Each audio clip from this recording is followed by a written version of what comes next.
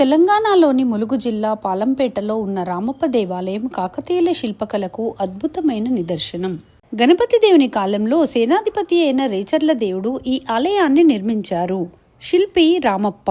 ఇక్కడ దేవుడి పేరు మీదుగా కాకుండా ప్రధాన శిల్పి పేరు మీదుగా ఆలయం ఉండడం ప్రత్యేకత. శిల్పి పేరుకు శివుని పేరు కలిపి రామలింగేశ్వర ఆలయమని కూడా అంటారు.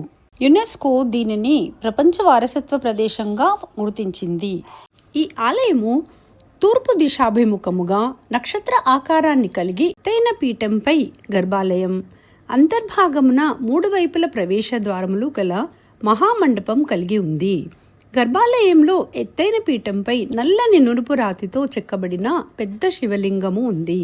గర్భగుడికి ఎదురుగా ఉన్న మహామండపము మధ్య భాగమున గల కుడ్యస్తంభములు, వాటిపై గల రాతి దూలములు రామాయణ పురాణ ఇతిహాస గాథలతో కూడిన నిండైన అతి రమణీయమైన శిల్పములు కలిగి ఉన్నాయి. భరతనాట్య శాస్త్రమంతా మూర్తిభవించినట్లుగా స్తంభాల మీద, పైకప్పుల మీద కనబడుతుంది.